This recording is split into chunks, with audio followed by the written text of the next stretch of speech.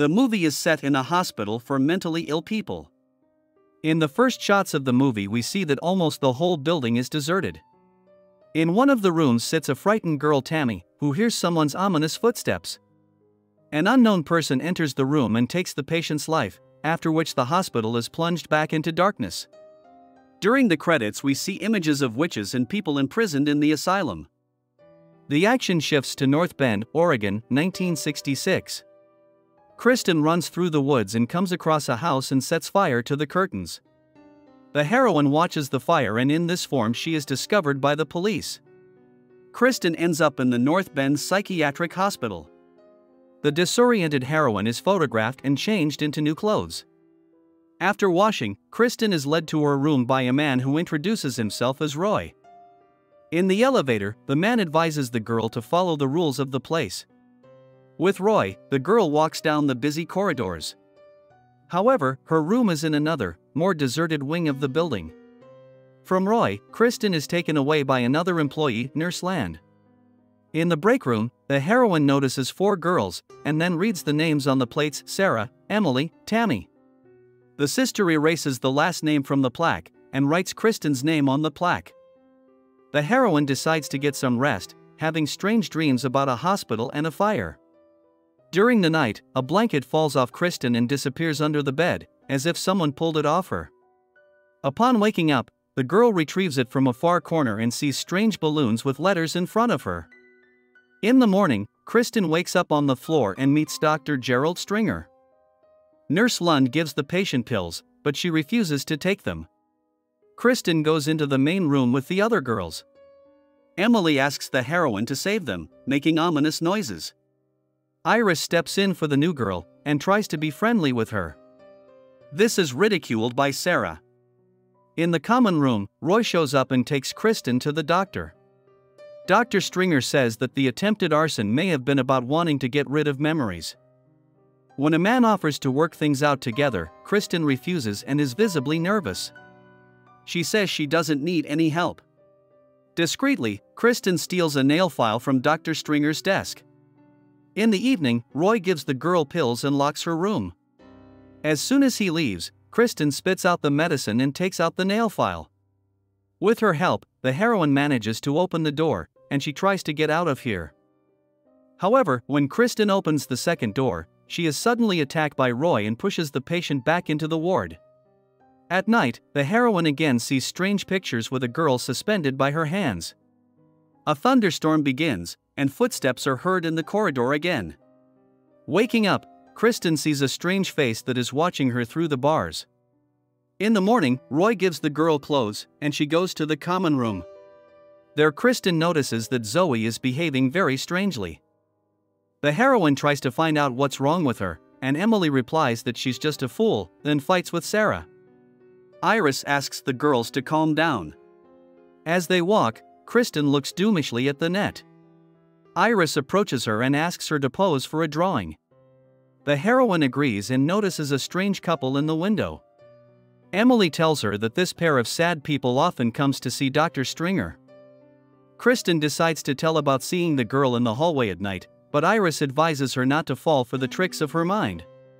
In addition, the girl tells her that Dr. Stringer has experimental treatments that may help.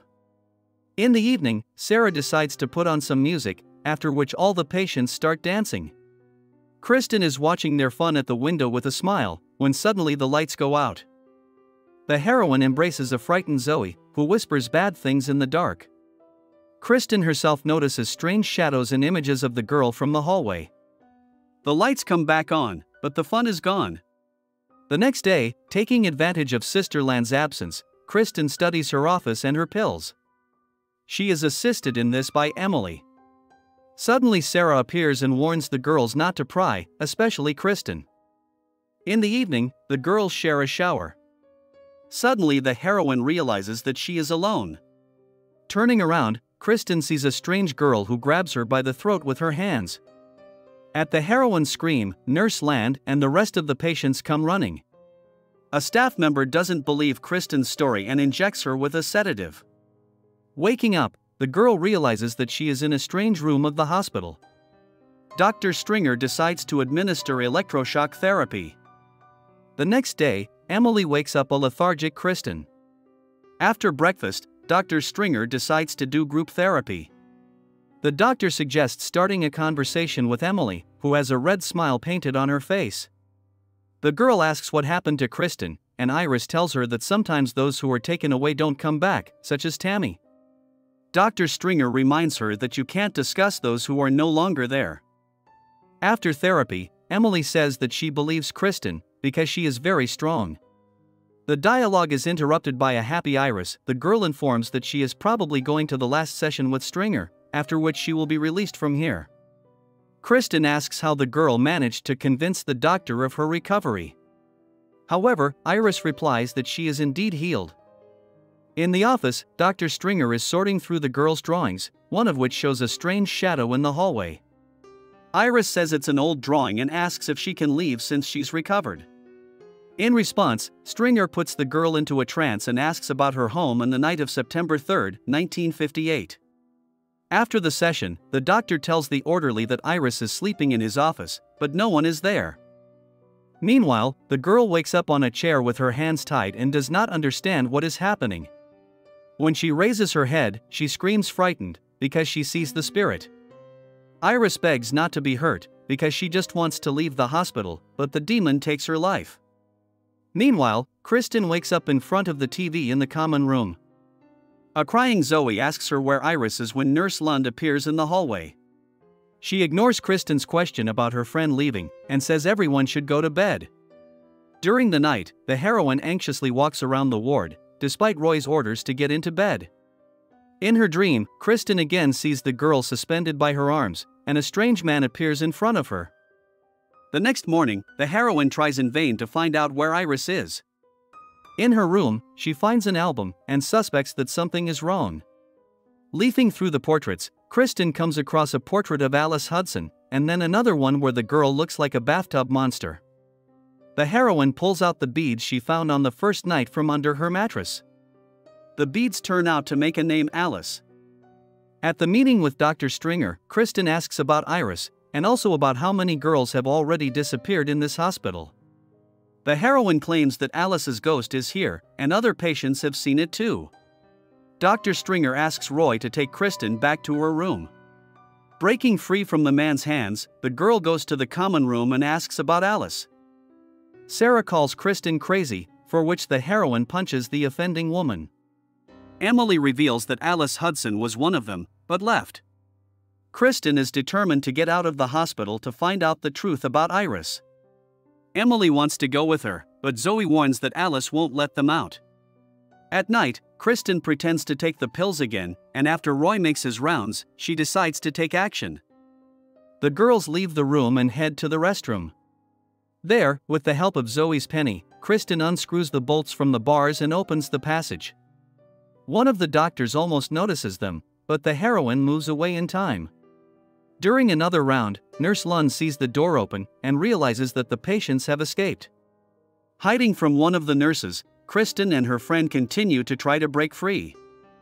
The girls are descending the stairs to their final resting place when suddenly they hear footsteps. Emily hides under the table, and Kristen climbs into the closet. When the voices fall silent, the heroine comes out of her hiding place and calls out to her friend. Suddenly Kristen hears a noise in one of the drawers.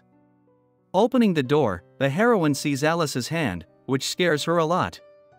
Running out of the basement, Kristen strives to get to the exit. Suddenly, the heroine hears a strange voice and sees Alice in front of her, after which she falls and hits her head. In the nightmare, Kristen sees a chained girl, to whom a man approaches, unbuckling the belt on his pants.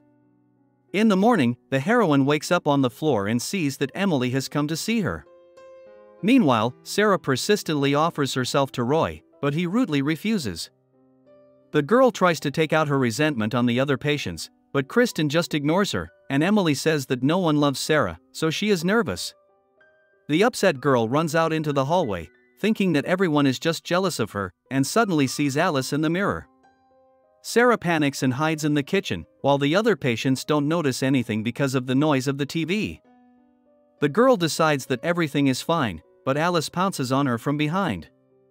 Sarah wakes up and finds herself tied up on the operating table. The girl begs to be released and swears she didn't make it all up, but Alice's spirit is relentless. A discharge so strong runs through Sarah that her skin begins to smoke. Meanwhile, Kristen and Emily formulate a new escape plan. Seeing a flash of light, she is reminded of Sarah. A crying Zoe tells her that her hair belonged to Alice and that the other girls killed her. Kristen interrogates her friends and finally gets the truth. Alice was embittered and always hurt everyone. Tammy said she knew how to stop her by using the toy as bait. The patients pounced on Alice and strangled her, during which time the bracelet broke. After the story, Emily runs to the bathroom and tries to take her own life. Kristen and Zoe try to talk their friend out of it, and they almost succeed. However, Alice appears behind Emily's back and finishes what she started. Zoe begs Kristen to protect her, and then the heroine comes up with a plan. Holding the girl as a hostage, Kristen orders Sister Lan to open the door. The plan almost works, but Roy and the other orderlies immobilize the heroine. Dr. Stringer holds the girl while she is sedated.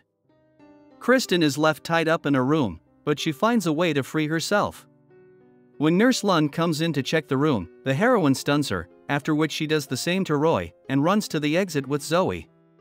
The girls ride the elevator, and the employee tries to catch up with them by running down the stairs. Kristen is waiting for another problem Alice who appeared in front of them. The patients escape to the basement, from where the heroine sends Zoe upstairs in the kitchen elevator. One of the orderlies finds Kristen and tries to sneak up on her. The elevator finally arrives, and the heroine is saved. However, instead of Zoe, she finds Alice. A confrontation ensues between Kristen and the spirit. The heroine wins and sneaks into Stringer's office. In the Hudson file, Kristen sees that Alice was not evil and aggressive. Dr. Stringer tells us Kristen's name is Alice Hudson. The girl was kidnapped and kept for 2 months in the basement of a house, which she then burned down. The heroine has multiple split personalities. The new personalities became dominant and eventually overwhelmed Alice. Kristen is not ready to believe this, and Alice's spirit throws her out the window. Dr. Stringer helps the girl and informs her parents that she is not as dangerous now. Alice prepares to be discharged, but Kristen pounces on her from the mirror. This is the end of the movie. Thank you all for watching this video to the end. Give this video a like. Write in the comments what you think about this movie, and see you in new videos.